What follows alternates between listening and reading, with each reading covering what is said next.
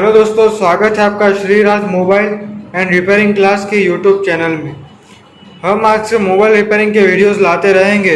तो अगर आपको हमारा वीडियो अच्छा लगे तो वीडियो को लाइक और चैनल को सब्सक्राइब जरूर कीजिएगा, ताकि हमारी कोई भी आने वाली अपडेट आपसे मिस ना हो। और वीडियो को एंड तक देखना ना भूलें। चलिए शुरू करते हैं आज का वीडियो। आज के वीडियो में हम आपको डीसी मशीन इस्तेमाल करना सिखाएंगे कि मोबाइल रिपेयरिंग में डीसी मशीन कैसे इस्तेमाल किया जाता है, ये हम आपको बताएंगे। तो सबसे पहला जो इस्तेमाल होता है डीसी मशीन का वो ये होता है कि डीसी मशीन जो है वो डेड बैटरी को बूस्ट करने में काम आता है। कैसे, आइए देखते हैं।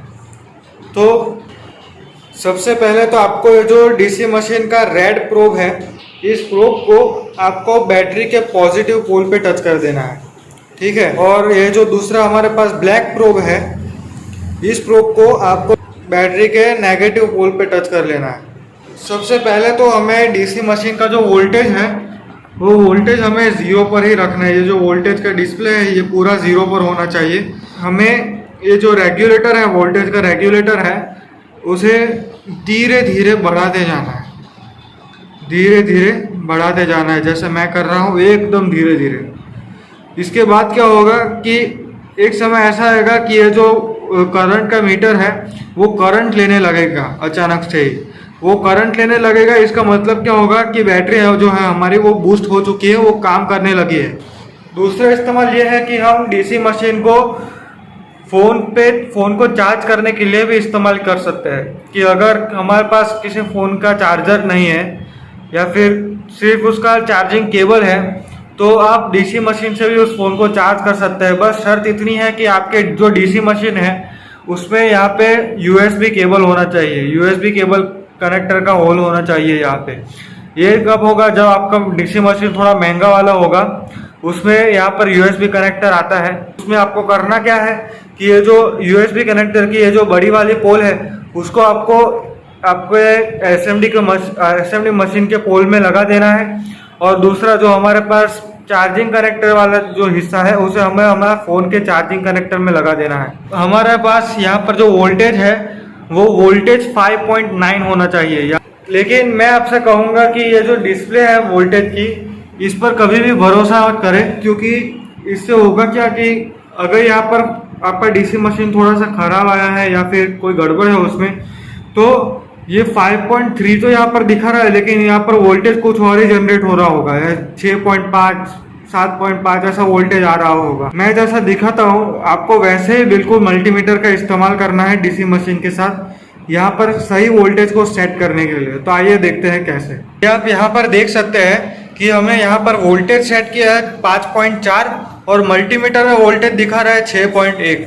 तो जैसा मैंने आपको कहा था कि अगर आपने कोई वोल्टेज सेट किया हुआ है तो आपका डीसी मशीन अगर आपने बहुत इस्तेमाल किया है तो थोड़ा सा ख़राब हो जाएगा। और उससे होगा क्या कि उसकी जो वैल्यू है उससे उसका जो आउटपुट है, आउटपुट वोल्टेज वो देता है, वो विपरीत होगा।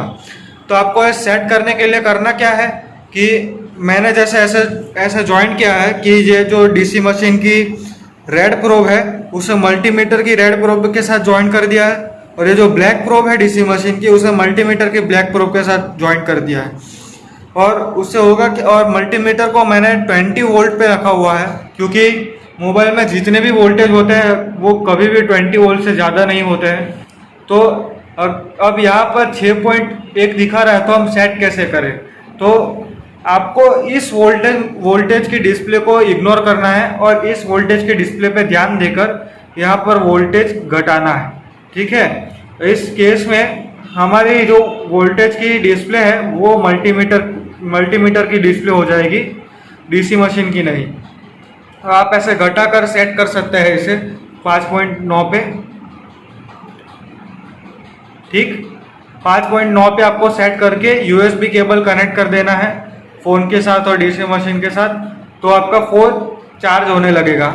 हम अब डीसी मशीन का तीसरा इस्तेमाल देखते हैं। अगर आपके पास कोई सोल्डरिंग आयरन है और उसका ये मशीन जो है ये ख़राब हो गया है या फिर ठीक से काम नहीं कर रहा, तो आप इसके बिना सिर्फ डीसी मशीन और अपने इस सोल्डरिंग आयरन के जो वायर है इससे आप सोल्डरिंग आयरन को काम करवा सकते हैं। इसे कैसे करना है चलिए देखते हैं। तो आपका जो सोल्डरिंग आयरन होता है उसका ये जो प्लग होता है उसमें जो बाहर की ये जो सर्कल पतरी है, मैं थोड़ा जूम करके आपको दिखा देता हूँ। ये जो बाहर की ये जो सर्कल पतरी है यहाँ पे आपको दिख रही होगी, वो नेगेटिव होती है और ये जो बीच का जो पोल होता है वो पॉजिटिव होता है। अब आप यहाँ पर देख पा रहे होंगे कि मैंने ब्लैक प्रोब जो है उसे नेगेटिव पतरी के साथ ज्वाइन कर दिया है और जो रेड प्रोब है उसे पॉजिटिव, उसे जो बीच का वो जो पोल है उसके साथ ज्वाइन कर दिया है।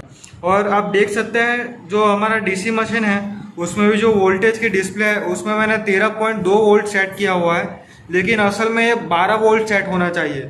मैंने 13.2 वोल्ट क्यों सेट किया है, क्योंकि मैंने आपको आगे देखा है कि हमारा डीसी मशीन थोड़ा बिगड़ा हुआ है, इसीलिए इसमें हमें थोड़ा ज़्यादा वोल्टेज सेट करना पड़ता है।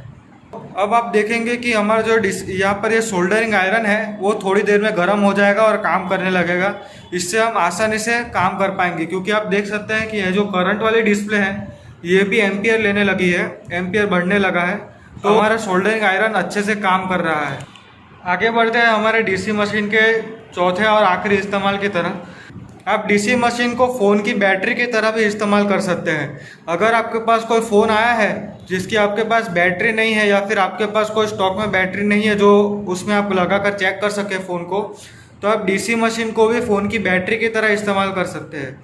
इसके लिए आपको करना क्या होगा कि डीसी मशीन का जो वोल्टेज वाला डिस्प्ले है उसमें आपको 3.7 वोल्ट सेट कर लेना है और मल्टीमीटर से चेक कर लेना है कि ये 3.7 वोल्ट ही हो। डीसी मशीन का जो दो प्रोब है, ये जो दो प्रोब दिख रहे हैं हमें डीसी मशीन के, उसे हमें ये जो रेड प्रोब है उसे फ़ोन का जो बैटरी कनेक्टर होता है उसके पॉजिटिव टर्मिनल पर, और ये जो ब्लैक प्रोब आपको दिख रहा है उसे फ़ोन के बैटरी कनेक्टर के नेगेटिव पोल पर हमें टच कर देना है, लगा देना है, और जो हमारा फ़ोन है उसे हमें स्विच ऑन करना है। उसके बाद हमारा फ़ोन ऑन हो जाएगा और हम उस पर आसानी से काम कर सकते हैं। ठीक है, ऐसे हम डीसी मशीन को फ़ोन की बैटरी की तरह भी इस्तेमाल कर सकते हैं। तो आपने देखा कि कितने सारे इस्तेमाल हैं डीसी मशीन के।